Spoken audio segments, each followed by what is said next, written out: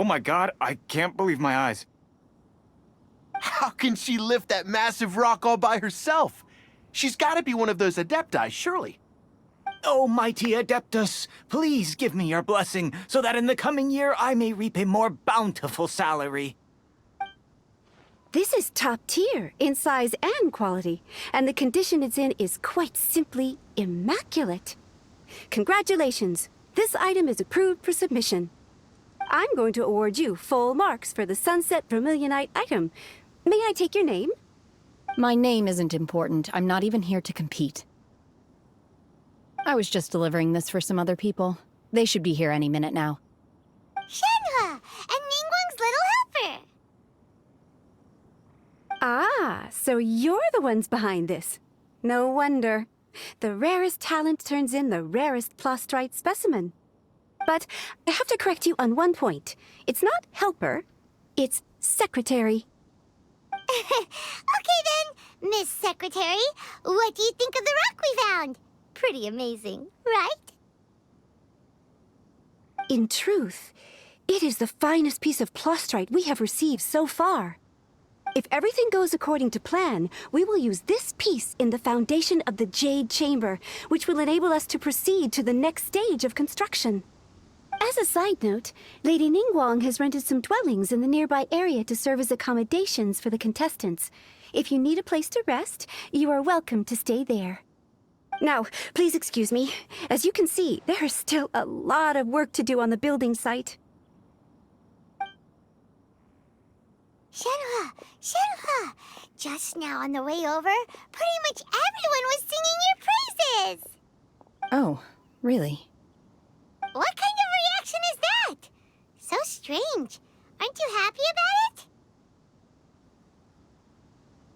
Whenever Paimon gets praised, Paimon can't help but hold their head up high and break into a big smug smile. I've had similar compliments before. They call me an Adeptus, treat me with great deference and respect, as if I'm set apart from the common folk. Yeah, 'cause that's how Adepti are. At least the ones we've met are pretty unique and reclusive, too. Way different than normal people. But I am not... Shenhua? I'm fine. I've been exerting myself quite a lot ever since we set foot in that abode. I'm just a little fatigued. Well, Byron said that there are some makeshift hotels we can use, right? Let's go check in and take a rest. No need. I simply need to find myself a secluded place in the wilderness to sit and meditate in silence. You can't do that.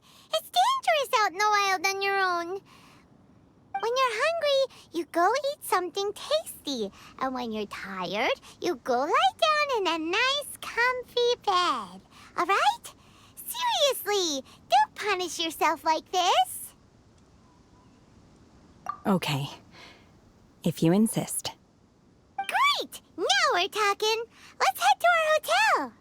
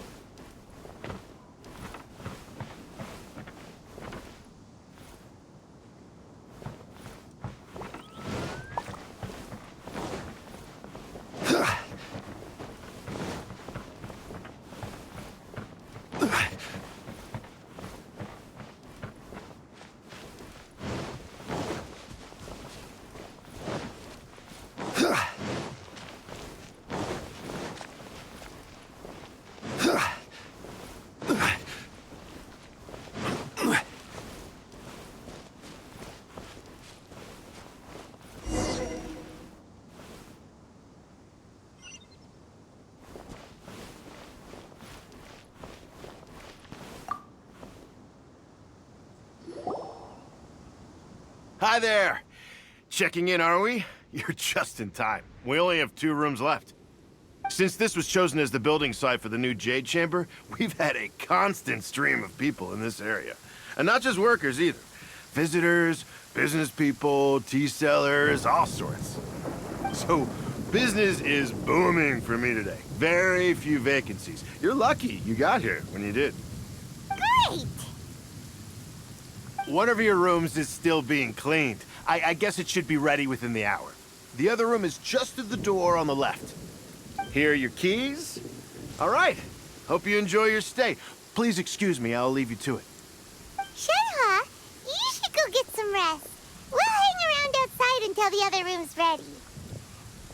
Paimon's gonna go see if there's anything good to eat around here. Paimon couldn't help but notice one of the guests walk in with a huge grilled chicken drumstick before. Let's buy one for Shenhe too. She can have it as a midnight snack, or save it for breakfast tomorrow. All right. I will head to my room for now. If you need anything, don't hesitate to disturb me. I'm a light sleeper. I will hear if you knock on the door.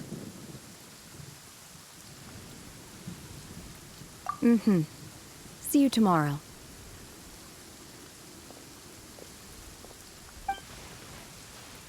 Hey, isn't that Cloud Retainer? What's she doing here? Let's go and say hi.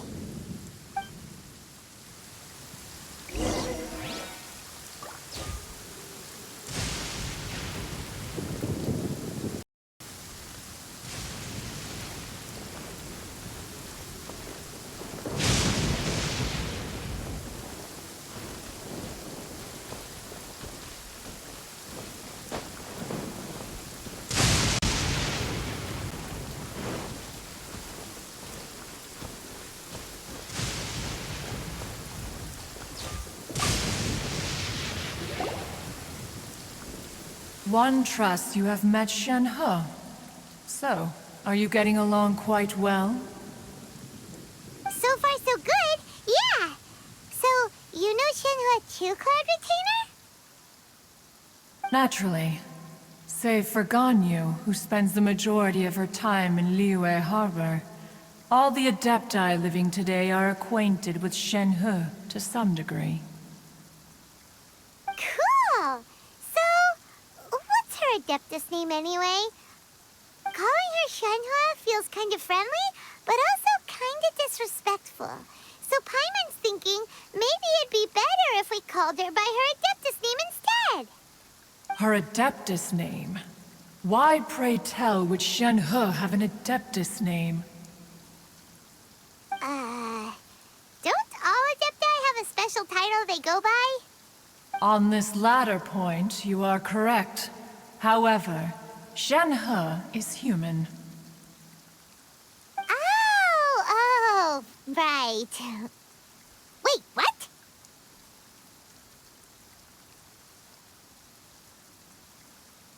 What? You knew already? So is Paimon the only one who didn't know? Do you mean to say that she presents differently from ordinary human beings?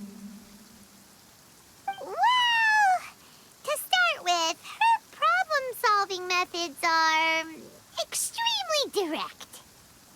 Ah, yes. She was like this all those years ago when one first met her. In this respect, she has not changed. One first found Shenhe by chance in a cave. One was passing by and sensed the presence of a god's remains. Being of an ever-vigilant disposition, one entered immediately to inspect the scene.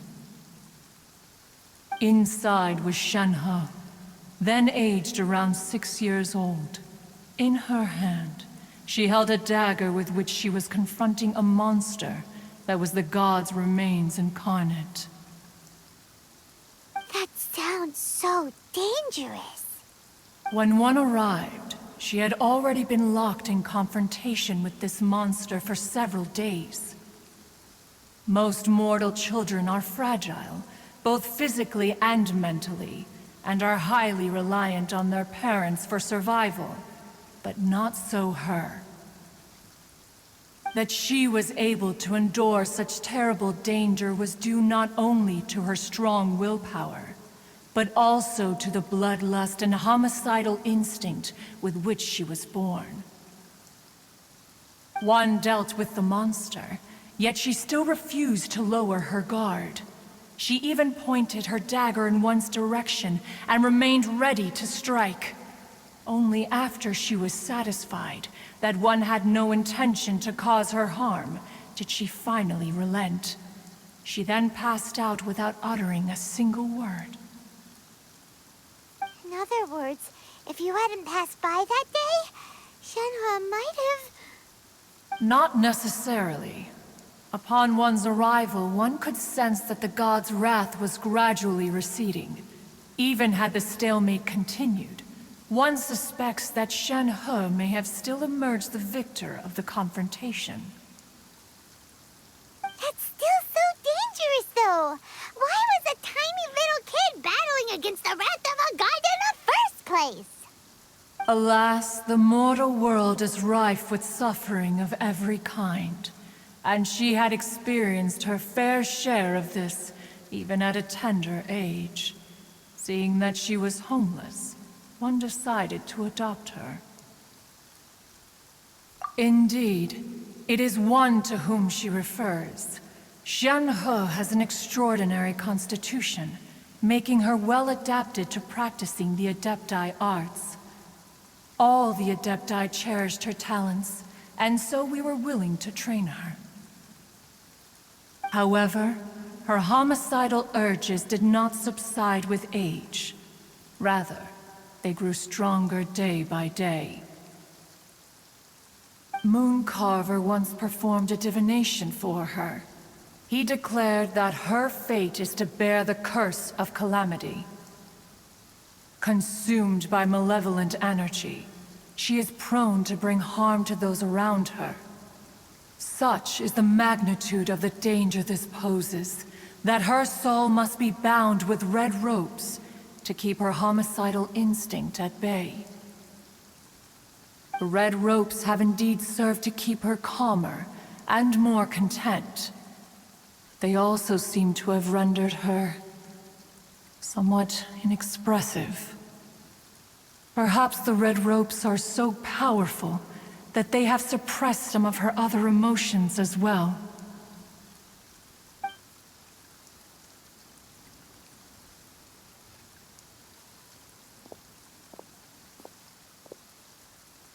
It is only by fate that people's paths may cross.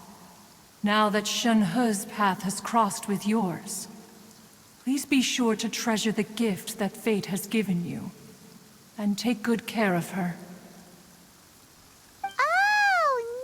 Paimon gets it. You came out here to check up on Shenhe because you were worried about her, didn't you? Huh.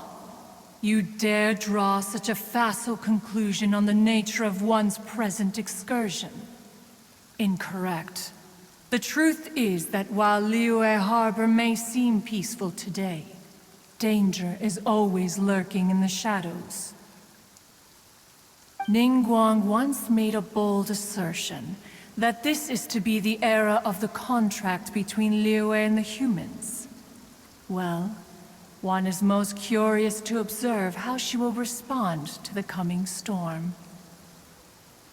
If she handles it admirably, one is willing to be a witness to her achievements. But if she does not, the Adepti shall not hesitate to seize control. Let us conclude our conversation here for today. One has occupied enough of your time, and night is approaching. Be sure to get ample rest.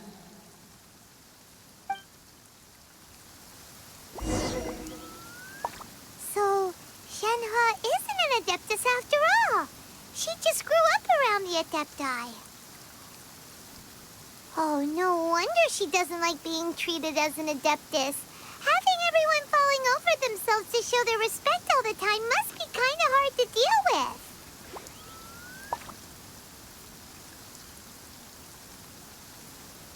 A human raised by the Adepti is precisely what Liyue needs right now. It is also what the Adepti wish to give to Liyue.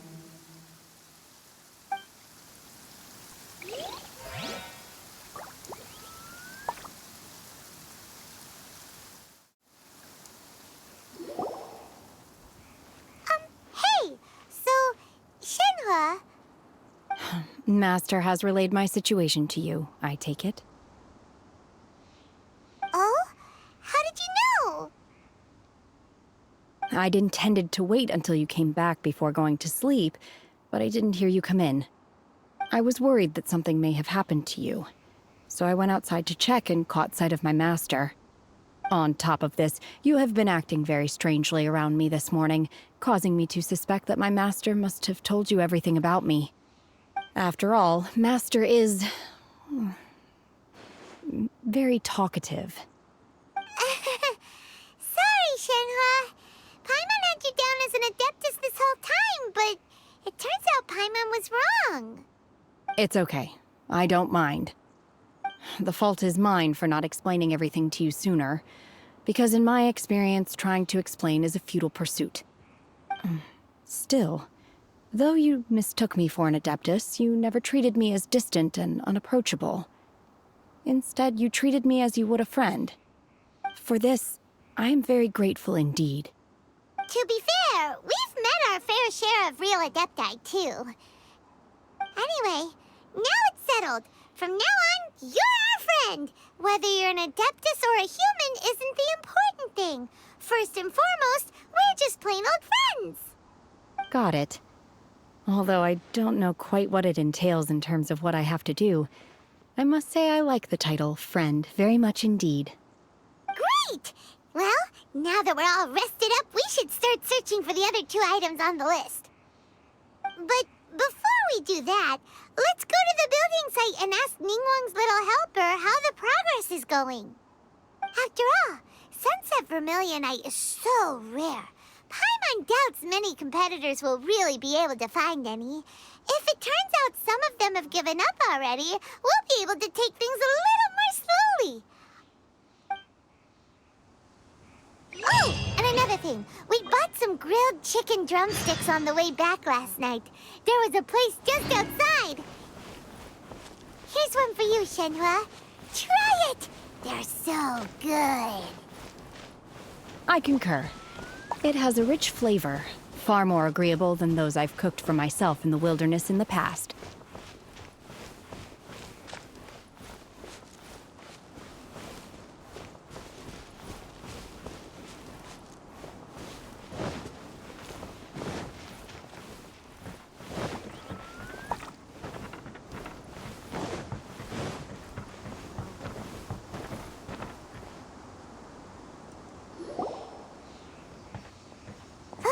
Look!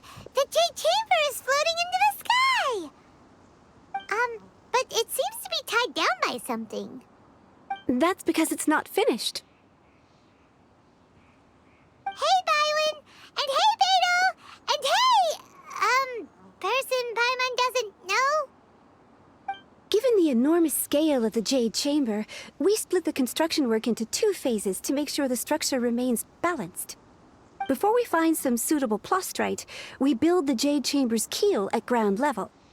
Once the plastrite is ready, we place it into the keel and let the partially constructed Jade Chamber rise up to the height of the surrounding mountain peaks. The remainder of the construction work is then carried out at that altitude. Once everything is ready, we release the iron tethers and allow the Jade Chamber to rise to its target altitude. Miss Bywin, we've brought some new materials to submit.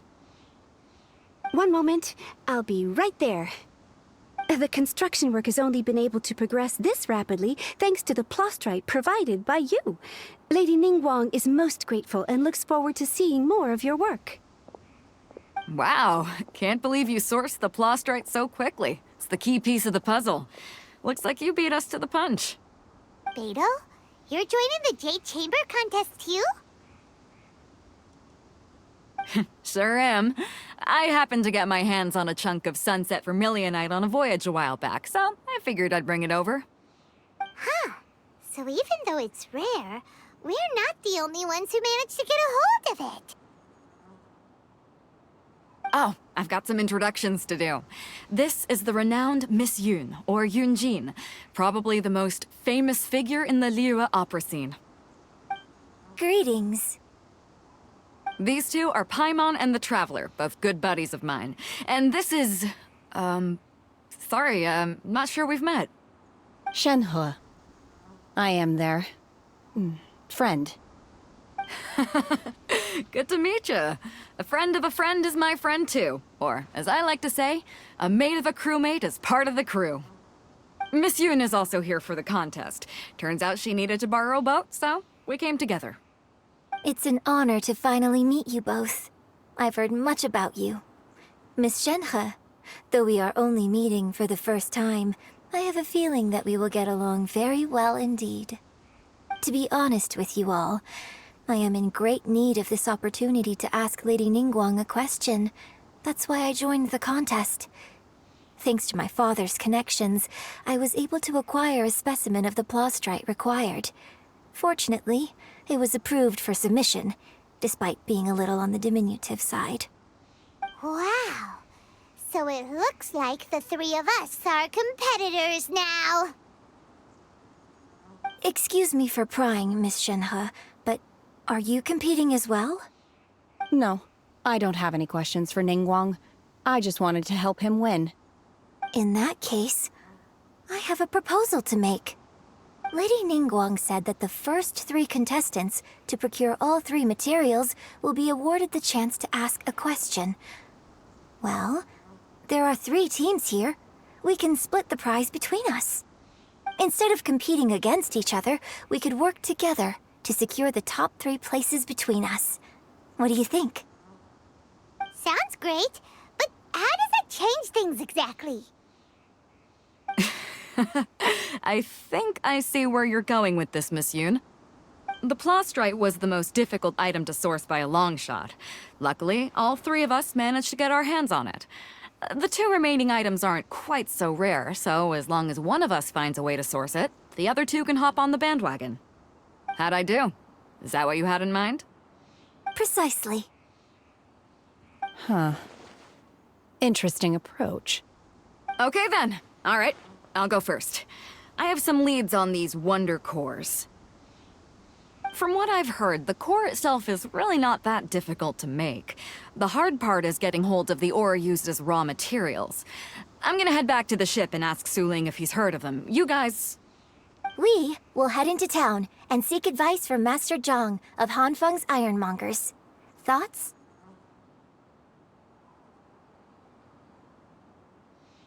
Wonderful. We'll split into teams then, and whoever makes progress first brings all of us a step closer to victory. I'm gonna take off. See you later. Okay, let's go! By the way, what question are you gonna ask Ningguang, Yunjin? I'm looking for a venue to host the performance of our new opera. Lady Ningguang has excellent judgment, so I would like to hear her opinion. Ooh, what's the opera called? Paimon wants to go see it. The opera is a labor of love by my father. He wrote it based on a popular urban legend about an evil spirit and an adeptus. It's called The Divine Damsel of Devastation.